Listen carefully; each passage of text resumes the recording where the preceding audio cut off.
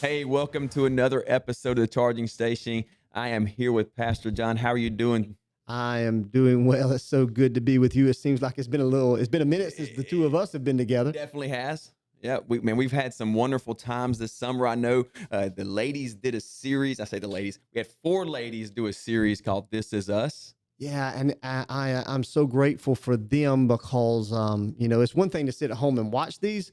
It's something else to be right here doing it, and for them to sacrifice their time and even their comfort level to be able to share something as vulnerable as their story is really Yeah. remarkable. And Bay Harbor, thank you for encouraging them. Here recently, just in the hallway, there was an exchange that went on where I just walked up and one of you was encouraging one of the ladies that presented, and of course, I jumped in the middle of it, but it was good to see. And it just gives you a snapshot of how blessed we are at Bay Harbor with some Uh, wonderful people. Absolutely, it is. And if you're happen to miss any of these, you can go back on our podcast, YouTube channel, many different ways. Check it out. Look up the Charging Station. It's been great, great, great, great, great. Hey, we want to jump right into it though. What do you have for us today? Well, Where we heading? the vision. Okay. This summer, Pastor, you have been nailing down the vision. I say nailing down the vision. I don't like saying it like that because let me just back up a little bit. The vision here at Bay Harbor has been a discussion amongst the staff members and even other people within the church for many years. Yeah. And Yeah. we have been trying our best to find out a way to communicate it to people. Yes. Hasn't changed a bit. No, no, and that's really what's blown my mind with it is the more that we've sought the Lord. I'm talking about through prayer and through fasting Yeah. and seeking and consultation. We've come right back to around to where it has been the whole time. And I think that's important. For Yes. me, there are those moments of evaluation within my own spiritual life. Why are you doing what you're doing? How are you doing at what you're doing? And what could you be doing differently to be more effective? And Absolutely. so that has translated into what happens in the church life.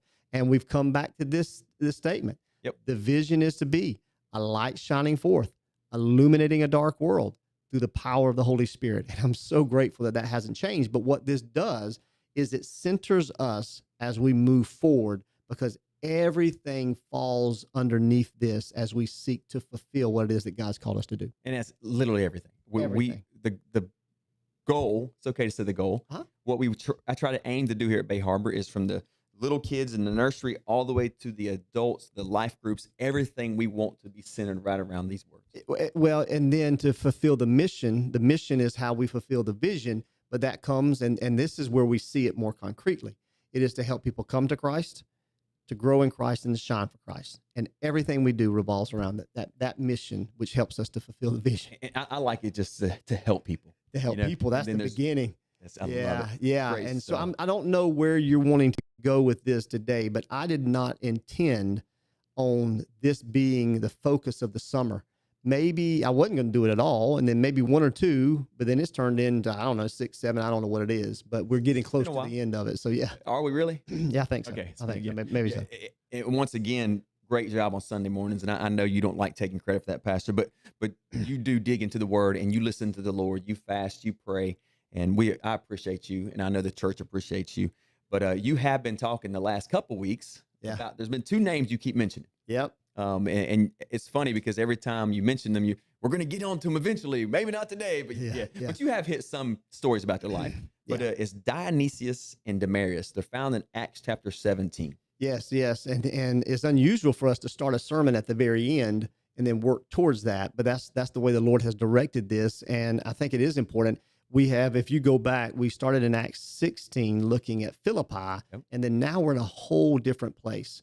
And part of the reason why the Holy Spirit may be directing us to Dionysius and Damaris is to understand the environment that they're in. They were in a very unique environment. You're saying, okay, environment, place, environment. Explain a little bit. Where were they at?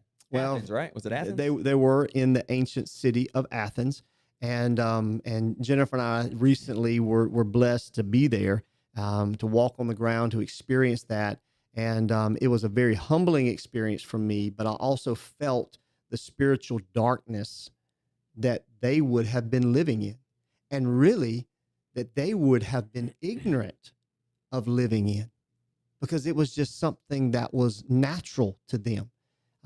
When you see someone or someone comes to Christ and they have the illumination of the word in their life or who Jesus is in their life, it completely changes them because they haven't never seen before what they're experiencing now.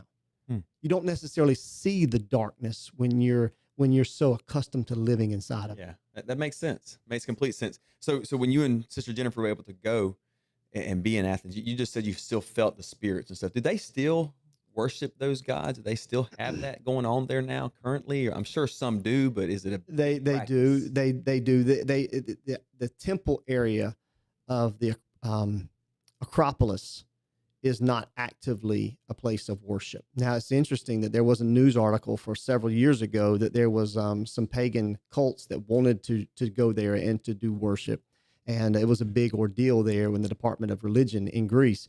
But yeah, no, even though those temples and all that's not there, the spirits that drive them are very much alive in that place. Yeah. So before we go into the spirits and what they represented, because I remember a couple weeks ago when you preached, it was great. But I just flipped across what I see on my computer here. It says while Paul was waiting for them in Athens, he was deeply troubled by all the idols he saw everywhere in the city. And my heart, my mind just went Uh-huh. to when I go into the school system, Mm. when I go into the community, when I go here or go there, it is troubling. It is troubling. And you're right. Like you just said, sometimes people don't, I'm not judging. Please, you know that. No, no, no, no, no. I got But you. sometimes people that get wrapped up in it and that's what they know, there's nothing different about it. Am I making No, sense? there's nothing out of the way with it Yeah. because it's just something that they're accustomed to. And that right there, that verse right there really hits me. So if as we're going through this journey on this episode, what happens if we put our minds in the place that Paul was walking in, but we can't lose sight of Dionysius and Damaris? Dionysius and Damaris are lost. They are living in darkness. They're without Jesus Christ. There's so much that's happening with them, and yet Paul is there. He's waiting on his companions to come because trouble ran him out of town. Now he's there, and he just does what he does. He can't sit still. A little ADHD or something like that going on with Paul, but he's passionate about the kingdom. And being passionate about the kingdom, I think personally, as I look at Paul's missionary strategy, and it's something that I try to implement whenever I go anywhere, is to see what's happening in the local community, not necessarily to reach them or anything like that, but to walk around and see what was going on. Obviously, Paul spent time walking around Athens to identify what was going on. Yeah.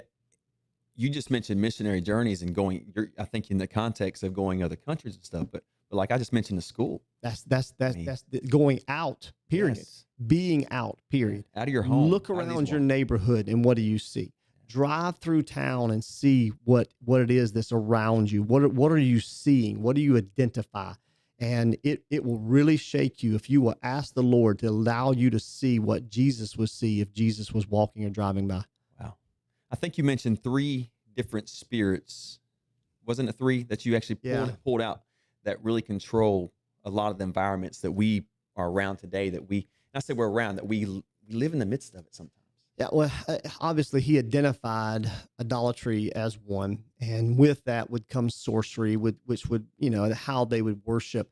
But I see in that area in particular three primary spirits that would activate the worship to those gods.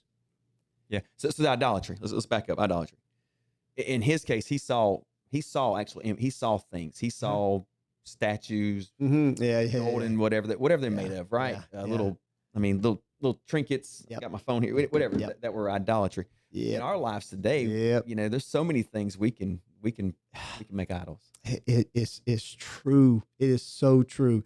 And I'll probably go home and watch television at some point. But I think about when you walk into a living room in most living rooms across the nation, you will see a stand with a box on top of it. And I have often wondered if that's not an idol that we've set up in our own homes. Yeah. Yeah. You're not As- preaching against TV now. No, I'm But- not, because but if we're not but careful. I think it's one of those that we have to watch. Everything we have to watch and make sure we filter it through the mind of Christ.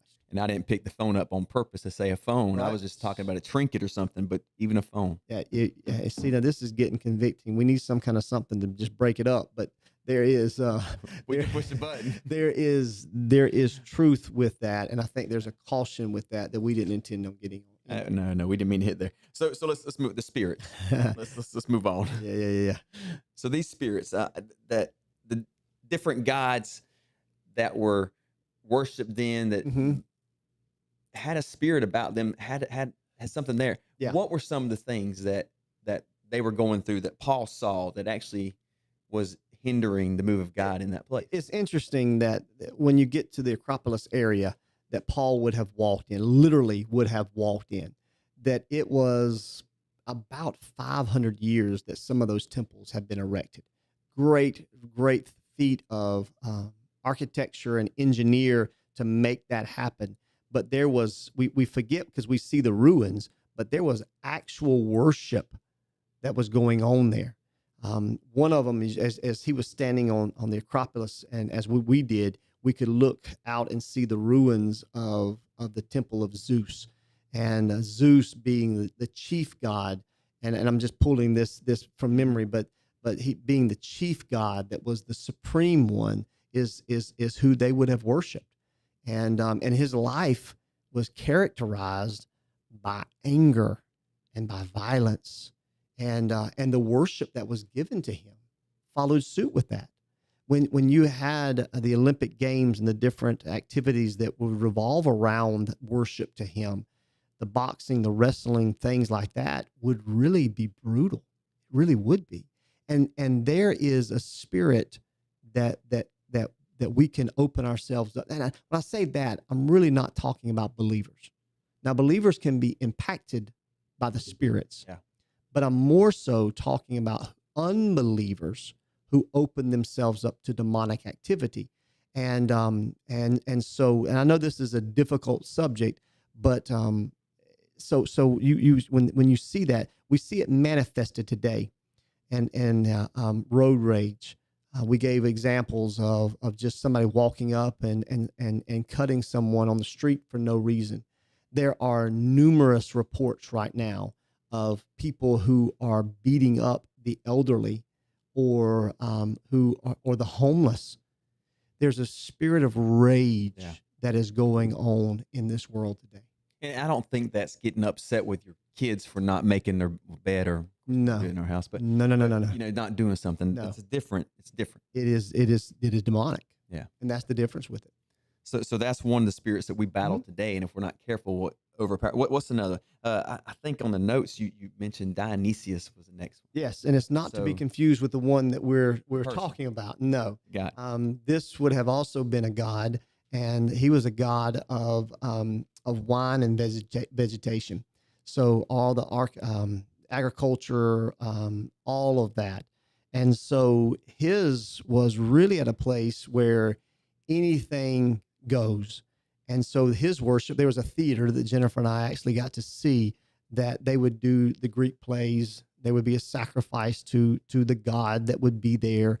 All this was going on, and it was their way of escaping the pains that they were going through, to escape the reality of what they were facing. And so you have all these great Greek stories that came out of that, but it revolved around a festive party atmosphere that was uninhibited.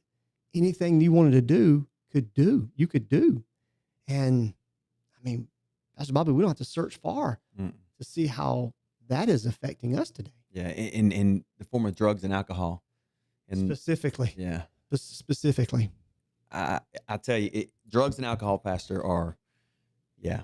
We had Shane's Crib come a couple weeks ago here at the church, and to hear their testimonies, and even testimonies of people I know personally who have been through things, family members who have been through things. I'm looking at myself with this, and not that I've ever been on the using end, but on the, I guess maybe you call it the receiving end, or the trying to help end, and of someone who struggles with that, and it is a, yeah. Well, even my family, and through this, with my grandmother passing recently, we had someone send a donation to the church in honor of my grandmother, but to go into my cousin's fund that helps with situations like this, like it does at Shane's crib. And it's a very real. She overdosed and it was to escape pain. Whatever her rationale was, it was there, but it's real, and the effects of it Yeah. are huge. And so when we see the explosion of what is happening, and sometimes I think we forget that when we see someone that has gone down a path to where they have ended up where they are because of the use of drugs, we forget the story of what got them there. You don't start out as What a heart. started it? Yeah. You don't start out as a heart addict. You start out subtly, and then you work your way into it. Even in alcohol, people can debate whatever. Yeah. Whatever. But ultimately, I don't believe anybody takes a drink of alcohol within mind, I'm going to be an alcoholic. Yeah. I'm going to be addicted to this stuff. Yeah. I'm going to have it every day of my life from Yeah. 10 o'clock on. Yeah. People don't do that. No, and with that, I'm hoping we can end this part of the conversation because I can feel the heaviness of it. But isn't it ironic that Jennifer and I were walking through a city of ruins, and what these gods do, what these spirits do, is they cause our life to end up in the same place. Absolutely. Always ends up in ruins. And it's just opening yourself up to it. Opening yourself up. Wow. So there's another one. Aphrodite. Yep. The goddess of really erotic love is what she was. And let's get into this one a little bit, because the world we live in today is all about almost as bad as the 60s, the free love, right? You know what I mean? It's just everybody's just do what you do what you want to do. Yeah. Mm-hmm. And so insatiable is the word that I would use to describe her personality, but also her worship, the worship that was given to her. Insatiable means I can't get enough. So she was one, and I brushed over this in the message. I remember, because I don't know how many affairs that she had. I don't know how many relationships that she was involved with. And so in her story, it is true of lust.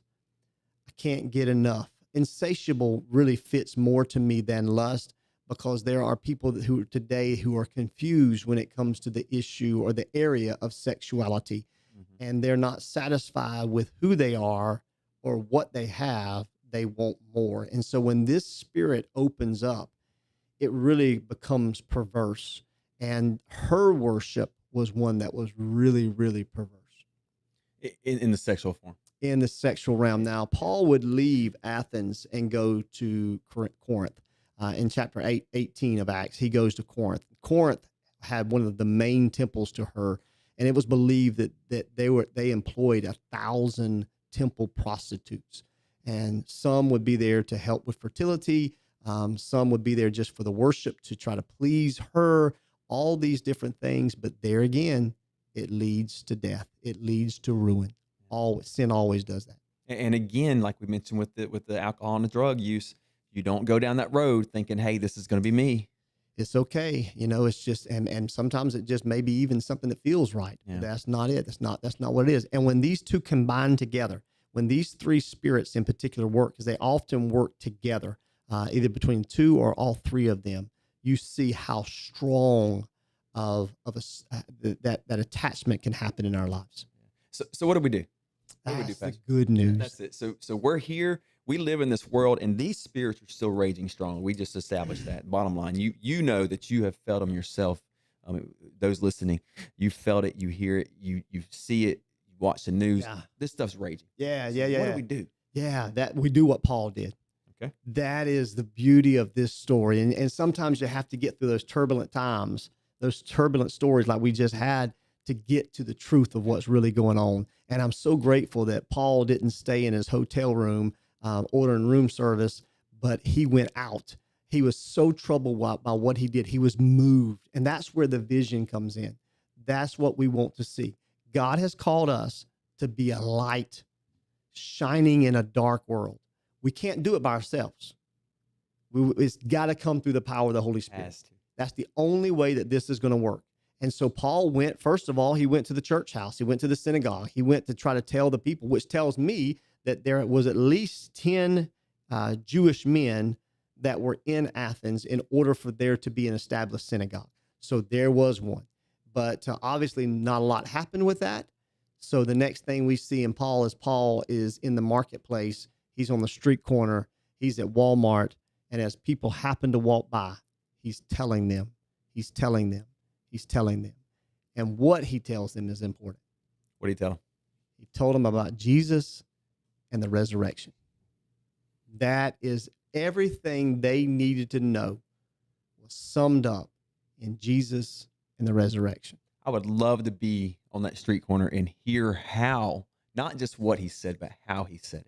Because I think that can go a long way sometimes, even with us trying to do and be that light. If we're not cautious, we may have the right words, but the wrong attitude, the wrong delivery, and mess some things up. It can, and that's why he was jumping to the resurrection. The resurrection would be a key theme for Paul's life. It is essential for us as believers. It changes everything for us as a believer.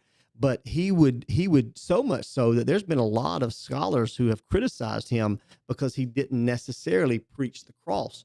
You can't preach Jesus without the cross. But he highlighted the resurrection because of the context that he was in.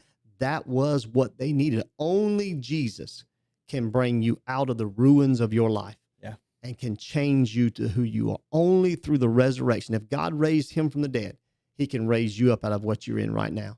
And that was the message that Paul wanted to preach to him. Yeah. So if you're listening today, maybe you are struggling with some of these things or even other things we didn't mention today. And you're saying, hey, how do I get out of it? First of all, you just listen, first of all, Jesus and the resurrection, and give your life to him and watch him do great things. So what if you know someone that's struggling? What do we do? What do we do as a church? You just said it, we got to preach it, but how do we do it? Practical ways. In this way, we got a few minutes. Yeah. Practical ways. How could someone listen today who has someone in their life struggling and maybe not a believer? What can we do to change that? It is speaking the truth. It is speaking the truth in love. Jesus came in grace and truth.